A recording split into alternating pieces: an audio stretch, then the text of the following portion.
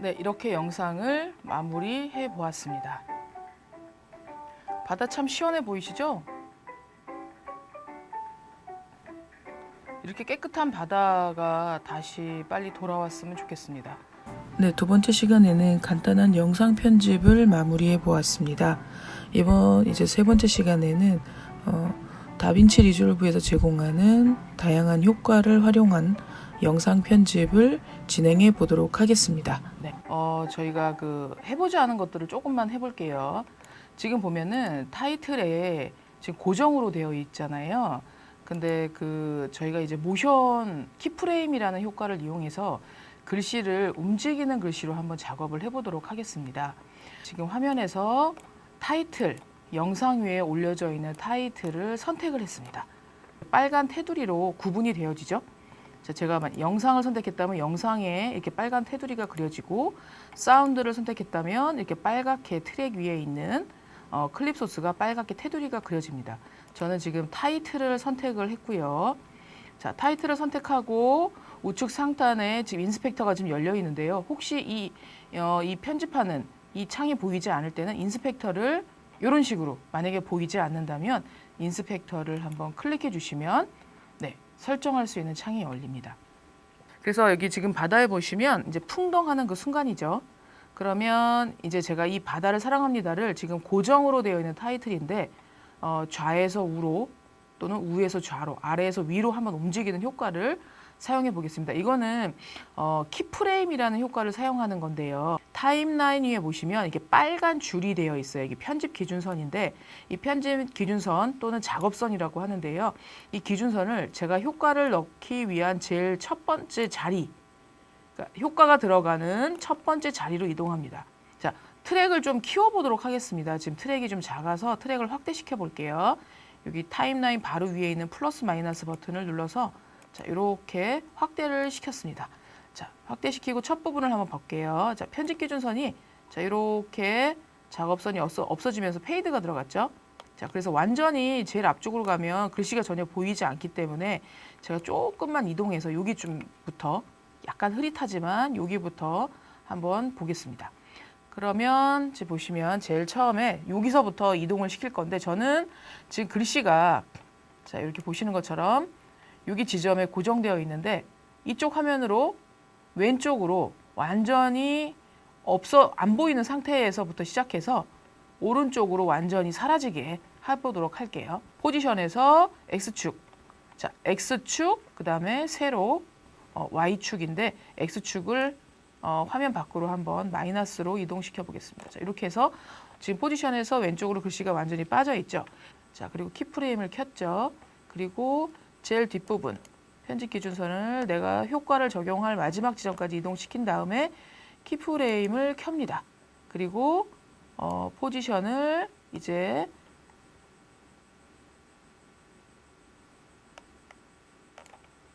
이동시킵니다. 그리고 적용된 효과를 한번 보겠습니다.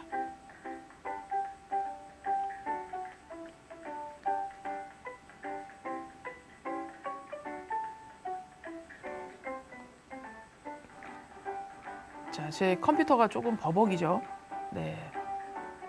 이게 노트북도 지금 제가 노트북을 사용하고 있는데요. 노트북이 그렇게 용량이 안정적이지 않기 때문에 좀 버벅입니다. 자, 이렇게 해서 좀 버벅이긴 했지만 글씨가 왼쪽에서부터 자, 오른쪽으로 쭉 이동하는 것을 볼 수 있습니다. 이거는 키프레임을 이용한 모션이었습니다. 네. 자, 그럼 이번에는 글씨가 화면 아래에서 위로 이동하도록 한번 효과를 적용해 보겠습니다. 키프레임을 적용해서 한번 해볼 건데요. 자, 그러면은 여기 앞부분은 어떻게 돼 있으면 좋을까요? 저는 이제 효과를 중간 지점부터 적용하고 싶거든요. 아래쪽에서 위로 없어지도록. 그러면 처음 지점부터 여기 중간 지점까지는 글씨가 그대로 이렇게 위치하고 있어야겠죠.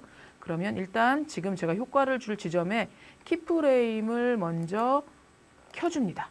키프레임 켜주고요. 그리고 여기 앞부분 그대로 유지돼야 되는 제일 앞부분까지 키프레임을 다시 한번 켜줍니다. 그러면 제가 켜줬던 요 중간 지점까지는 어떻게 해요? 그대로 있겠죠. 그럼 이제 요 지점부터 뒷지점까지는 글씨가 위로 쭉 올라가도록 효과를 한번 적용해 보겠습니다. 자, 그러면 중간 지점부터 여기 지점까지만 글씨가 위로 사라지게 해볼게요. 그럼 여기 제일 마지막 지점, 효과가 적용될 제일 마지막 지점까지 작업선을 편집기준선 이동시킨 다음에 키프레임을 켭니다. 그리고 Y축을 어떻게 해요? 자, 화면 밖으로 한번 쭉 빼볼게요. 자, 이렇게 해서 글씨가 사라지도록 효과를 넣었습니다. 자, 그럼 이제 앞부분부터 다시 한번 확인해 볼게요. 자, 글씨가 처음에는 그대로 있겠죠. 중간 지점까지는 글씨가 중앙 센터에 그대로 위치하고 있습니다. 그리고 중간 지점이 왔을 때 제가 키프레임을 여기서부터 효과를 줬잖아요. 자, 위로 조금씩 버벅이긴 하지만 위로 글씨가 점점 사라지고 있습니다. 네, 이런 식으로 내가 원하는 지점부터 어떤 변화를 주고 싶다고 결정하시고 거기에 맞는 효과로 키프레임을 이동하면서요. 키프레임으로 이렇게 모션 효과를 줄 수 있습니다. 자, 이런 방법들은 작업하시는 여러분들께서 너무 겁먹지 말고 네, 한 번씩 다 해보시면 좋을 것 같아요. 자, 여기에서 중간쯤 왔을 때 이 닭의 얼굴로 화면이 클로즈업이 됐으면 좋겠어요. 줌이 됐으면 좋겠어요. 여기 시작점에서 자, 줌의 키프레임을 켭니다. 위치도 같이 변경을 시켜야 돼요. 위치도 같이 변경시켜야 되기 때문에 위치를 포지션을 같이 키프레임을 켜줍니다. 두 개를 같이. 그리고 중간 지점에 왔을 때 줌과 포지션을 같이 켜주고요. 자, 줌으로 한번 확대를 해볼게요. 이 정도만 확대하고 포지션으로 어떻게 해요? 자, 위치를 센터를 잡아줍니다. 조금 더 내려볼까요? 네, 헤드룸을 좀 생각해서 자, 이렇게 한번 맞춰보도록 하겠습니다. 자, 그러면 첫 지점부터 효과가 어떻게 적용되는지 한번 확인해 볼게요. 자, 이렇게 확대가 되고 있죠. 조금씩 확대가 되면서 닭이 화면으로 이렇게 확대가 돼서 한 마리가 얼굴 표정이 크게 확대되고 있습니다. 닭이 자기 얼굴 확대했는 줄 알고 한번 자세히 보라고 이렇게 정지하고 있는 것 같아요. 그래서 이 인스펙터 안에 있는 효과들로 여러분들이 겁내지 마시고 하나씩 적용해 보시면 좋을 것 같습니다. 여기 뒤에 있는 것, 점이 있는 부분은 전부 다 키프레임인데요. 다 모션 효과를 줄 수 있는 것입니다. 네. 자, 켜면 빨갛게 되고요. 끄면 하얗게 되죠. 혹시 잘못됐다면 옆에 있는 동그란 리셋을 눌러주시면 원래대로 돌아갑니다. 자, 닭들이 평화롭게 이렇게 모이를 쪼고 있는데요. 이 친구들을 좀 괴롭혀 보겠습니다. 자, 영상에 우크를 하시고요. 우크를 하시고 그 중에 어떤 거를 해볼 거냐면요. 여기 체인지 클립 스피드라고 하는 게 있어요. 네, 이 클립의 속도를 조절해 보는 건데요. 한번 눌러볼까요? 네, 클릭해 보시면 기본 스피드가 100으로 되어 있잖아요. 그죠?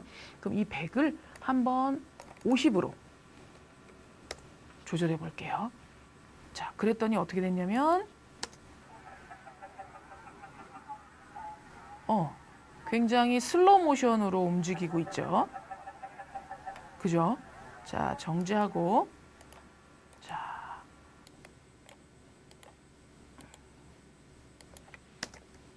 네, 속도가 빨리 움직이고 있죠. 네, 그럼 요 영상을 다시 체인지 더 스피드로 해서 다시 요거를 한 100보다 한 30 정도로 한번 바꿔볼까요? 그러면 속도가 느려질 텐데 기본 100보다 줄어들었으니까. 근데 보시면 아까는 원본 사이즈에서 확 줄었는데 이번에 느리게 갔는데 길이가 늘어나지 않잖아요. 그럴 때는 이렇게 클립을 잡아당겨 주시면 원본보다 훨씬 더 많이 늘어나죠. 아까 말씀드렸잖아요. 영상의 끝부분을 클릭하고 보시면 원본 길이를 볼 수 있다 하셨죠. 말씀드렸잖아요. 그래서 여기 원본 길이를 보실 수 있는데 원본 길이만큼 영상을 늘릴 수 있습니다. 근데 지금 여기 다른 영상에 가로막혀 있잖아요. 그래서 여기 늘어나는 것만큼만 한번 움직여 볼게요. 자, 그리고 보시면 슬로우 비디오로 천천히 움직이고 있는 걸 보실 수 있습니다. 네, 그럼 이번에는 여기서 우클릭 하셔서 체인지 클립 스피드로 들어가신 다음에 여기 체크하는 칸이 여러 개가 있는데 그 중에 리버스 스피드라고 하는 걸 한번 체크를 해볼까요? 그럼 요거는 어떤 효과냐면 요거를 체크하는 동시에 원래 있던 스피드와 프레임스 퍼 세컨드 여기를 스피드에서 여기 체크를 하시면 마이너스가 붙어요. 그죠? 그럼 어떤 효과인지 한번 저희가 체인지를 시키고 한번 볼게요. 자, 보시면 어때요? 갑자기 닭들이 백스텝을 하고 있습니다. 네, 거꾸로 돌리는 기능입니다. 영상을. 네, 이것도 가끔 사용하는 경우가 있잖아요. 그래서 한번 이런 재미있는 효과들은 알아두시면 좋을 것 같아요. 자, 그러면 다시 원본대로 돌려보겠습니다. 자, 원본 길이만큼 늘리는 방법은 영상 끝부분을 클릭하고 이렇게 보시면 원본 길이대로 맞출 수 있다고 말씀드렸죠. 그럼 다시 한번 확인해 보겠습니다. 자, 원본대로 다시 수정을 해 뒀습니다. 네, 여기 초에다가 모자이크를 한번 씌워보도록 하겠습니다. 아래쪽에 있는 탭 중에서 보시면 여기 세 번째 컬러 탭이 있는데요. 컬러 탭으로 한번 넘어가 볼게요. 이 중에서 보시면 컬러 탭에서 색감만 조정하는 게 아니라 예를 들어서 이런 식으로 커브 가지고 이렇게 색을 전체적으로 조절하는 방법도 있고요. 그죠? 색을 조절하는 방법도 있고 다시 한번 이렇게 해주시면 이렇게 조정한 다음에 커브를 마우스로 클릭한 상태로 내가 조절하고 싶은 색으로 변경을 할 수 있고요. 자, 할 수 있고, 오, 무섭네요. 네, 할 수 있고, 혹시나 여기 적용했던 효과를 없애고 싶으실 때는 생성된 점에 대고, 마우스를 대고 우클하시면 원본대로 다시 돌아옵니다. 네, 이렇게 할 수도 있고, 아니면 이렇게, 다이얼을 이용해가지고, 뭔가 색감을 조정할 수도 있습니다. 자, 여기 윈도우라고 하는 여기 첫 번째, 두 번째, 세 번째에 있는 효과인데요. 윈도우를 클릭해 보시면 사용하고자 하는 모형. 그럼 저는 한번 사각형을 이용해 볼게요. 사각으로 제가 원하는 위치를 지정을 해줍니다. 자, 이렇게 해서 아까 초가 조금 위에 보였기 때문에 한번 안 보이게 해볼게요. 자, 그리고 너무 밖에까지 나가니까 자, 이렇게 한번 위치를 지정을 해줍니다. 네, 이렇게 하면 완벽하겠죠? 자, 해주고 나서 자, 그 다음에 이 촛불이 보이지 않도록 흐림 효과, 블러 효과를 한번 줄 건데요. 블러 효과는 여기 눈물 모양으로 되어 있는 요거 다섯 번째 탭이에요. 그리고 첫 번째 있는 여기 있는 요 삼각형 세 개의 컬러를 중간에 있는 요 막대기를 마우스를 클릭한 상태로 쭉 올려서 블러 효과를 높입니다. 자, 보시면 점점 어두워지고 있죠. 뿌옇게 변하고 있습니다. 제가 원하는 만큼의 블러 효과가 나올 때까지 쭉 올리시면 돼요. 전 이 정도가 마음에 든다고 하면 이렇게 위로 쭉 화면 밖으로 벗어나도 괜찮습니다. 그럼 점점점 안 보이게 되죠. 그럼 뒷배경하고 거의 똑같아지니까 너무 안 좋으니까 약간만 실루엣만 보이도록 이렇게 이 정도만 조정을 해놓겠습니다. 그리고 마우스를 원하는 지점까지 됐다면 그 다음에 마우스를 놓으시면 돼요. 이렇게 하면 지금 여기까지 작업을 하시게 되면 제가 위치를 지정해 놓은 그 자리에 모자이크가 그대로 있잖아요. 이렇게 그러면 중간중간 촛불이 빠지는 게 보입니다. 그럼 요거를 내가 따라가면서 모자이크가 따라가면서 요 촛불이 전체적으로 보이지 않도록 해줘야 되는데 키프레임 기능을 이용할 건데요. 자, 컬러 탭으로 다시 한번 가볼게요. 자, 보시면 자, 이렇게 보시면 잘 있다가 화면 밖으로 초가 훅 하고 갑자기 확 없어지잖아, 나가잖아요. 요럴 때 저희가 여기 보시면 키프레임이라고 해서 오른쪽에 여기서도 키프레임을 사용할 수 있습니다. 자, 그럼 여기서부터 제일 앞부분부터 여기까지는 자, 키프레임을 여기서부터 여기까지는 그대로 가죠. 초가. 그런데 여기쯤에서 초가 밖으로 나가니까 여기에서 어떻게 하냐면 살짝 크기를 키워줘요. 자, 그리고 다시 보시면 이번에는 어떻게 해요? 이쪽에서 이쪽 밖으로 빠지잖아요. 그죠? 이렇게. 그럼 여기 지점에서는 이렇게 움직임을 줍니다. 자, 그리고 자, 이렇게 보시면 여기서도 한번 초가 휙. 여기서도 한번 나가네요. 그럼 여기서도 한번 이렇게 키워주고요. 자, 그리고 트랙을 이렇게 움직여서 여기서도 한번 밖으로 이렇게 해주면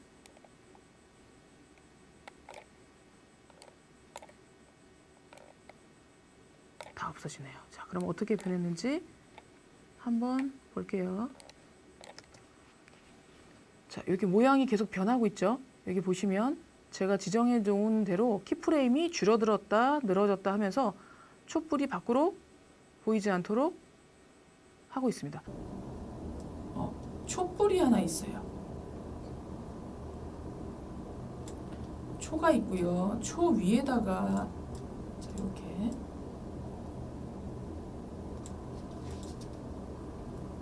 자, 초가 있고 그 위에 닭이 있잖아요. 자, 요거는 길이를 좀 자를게요. 딜레이트 눌러서 없애고요.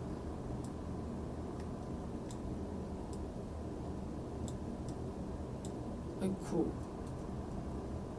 자, 이렇게 닭 위에 초가 있습니다. 그래서 이렇게 해놓은 상태에서 컬러 탭에 가서 자, 여기 원본에서 노드를 하나 더 생성을 합니다.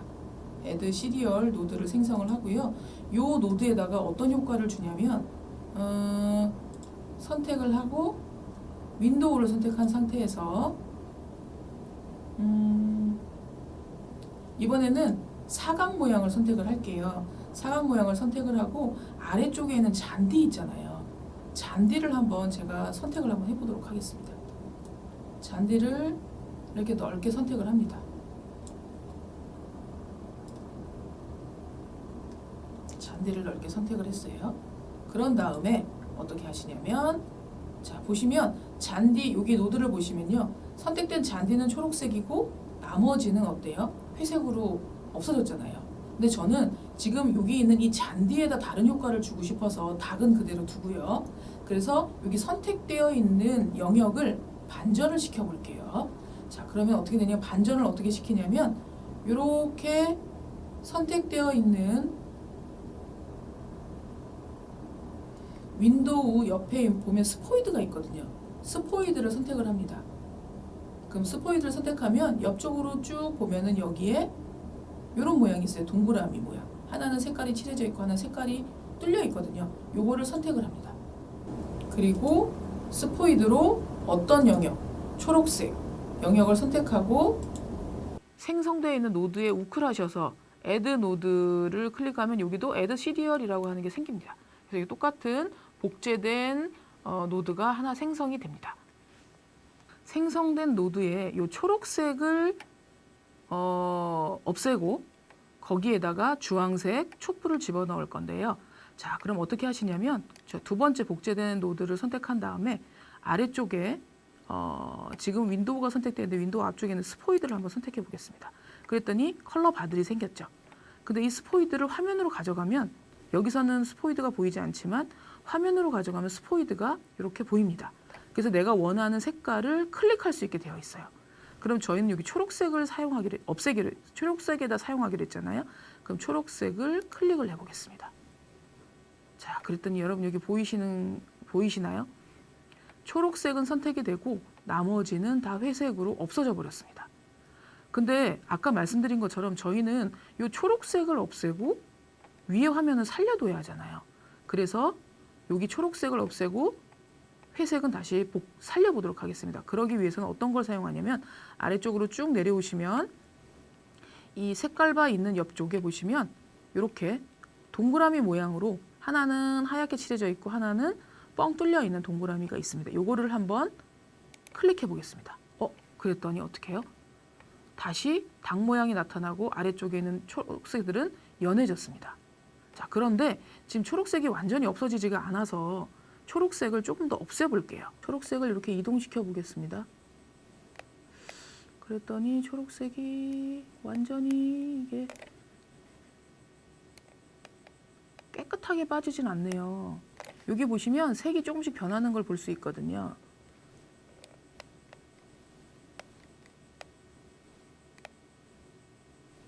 네. 그리고 여기도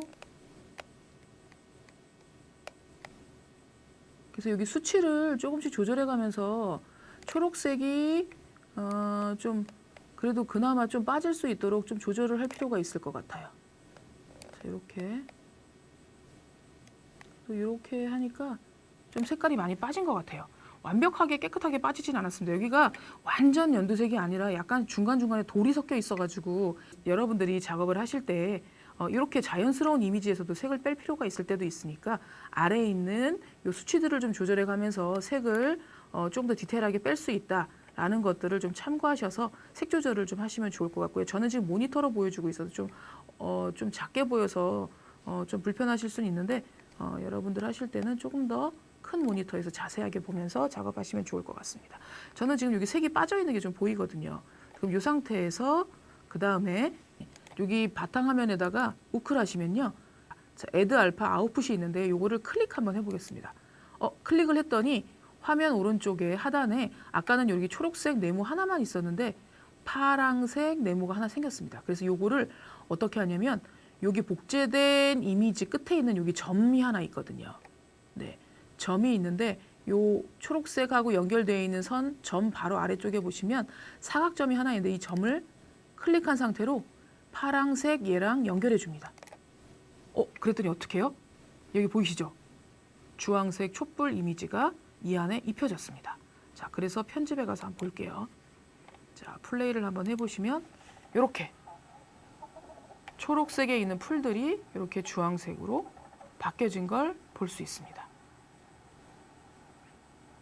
자, 아래쪽에 있는 이미지를 위에 있는 이미지에 같이 입혀보는 방식인데요. 이렇게도 활용할 수 있습니다. 이게 크로마키 기능입니다. 여기서 사운드 조절을 해볼 건데요. 어떻게 하냐면 전체적인 데시벨을 조절할 때는 이 영상의 전체적인 소리를 조절할 때는 지금 제가 알려드린 것처럼 이렇게 가운데 있는 이 편집 사운드 기준선 데시벨 작업선을 이렇게 위아래로 움직이면서 전체 소리를 작업할 수 있어요.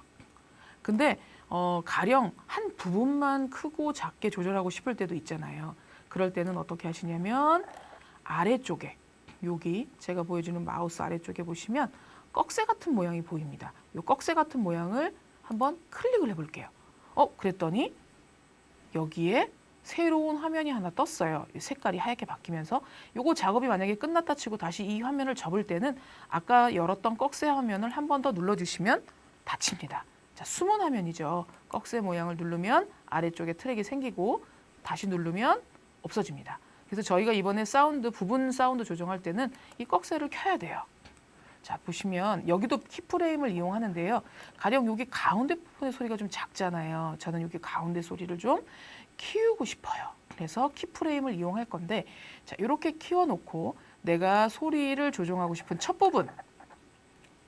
부분에 편집 기준선을 세워놓고요.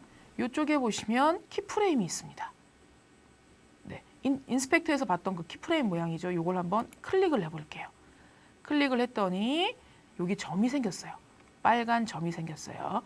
그리고 빨간 점에다가 마우스를 갖다 놓으면 볼륨을 높이고 낮출 수 있도록 이렇게 점으로 또 마우스가 또 모양이 바뀝니다. 자, 이렇게 해놓고요. 그러면 지금 점이 하나만 있을 때는 움직이면 전체가 다 같이 움직이잖아요. 그래서 부분을 조정해주기 위해서 점을 다시 하나 더 찍어 보겠습니다.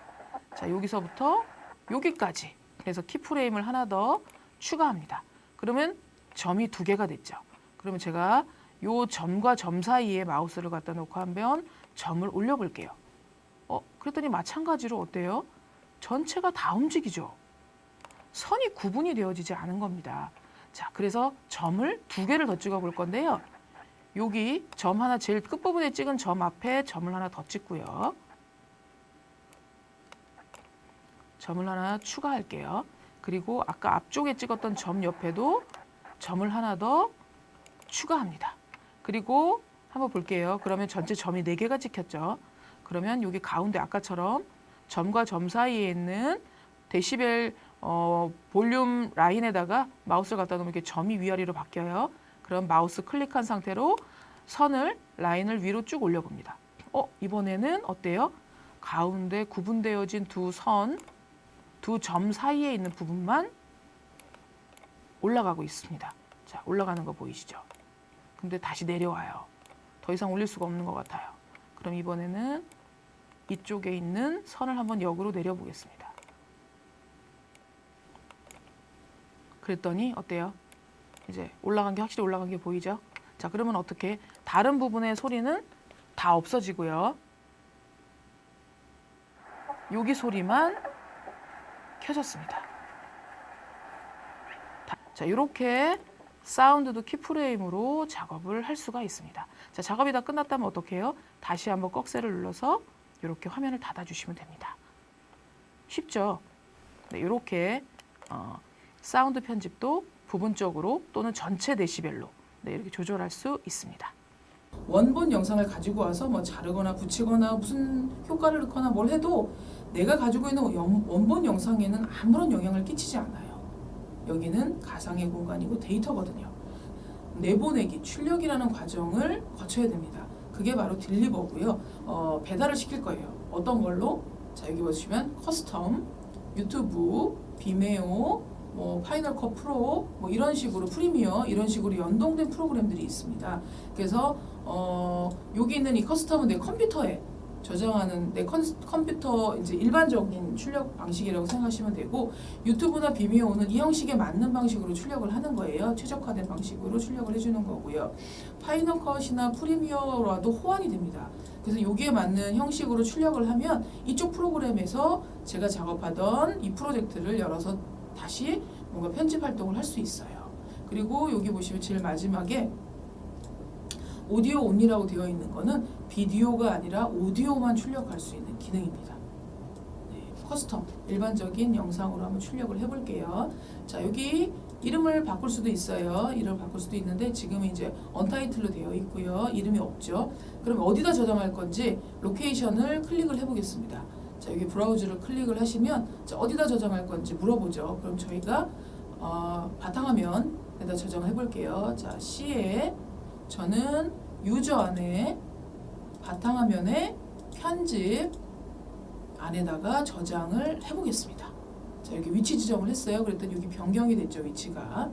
네, 비디오 설정과 오디오 파일 설정을 할 수 있도록 되어 있는데요. 자, 비디오는 보시면 비디오는 지금 현재 포맷은 퀵타임으로 되어 있는데요. 저는 MP4로 출력을 한번 해보도록 할게요. MP4 그럼 아래 코덱이 자동으로 H.264로 선택이 되죠. 그리고 여기는 그냥 옵션이니까 선택해 주시면 되고요. 그리고 다른 것들은 크게 건드릴 부분은 없는 것 같아요. 자, 출력.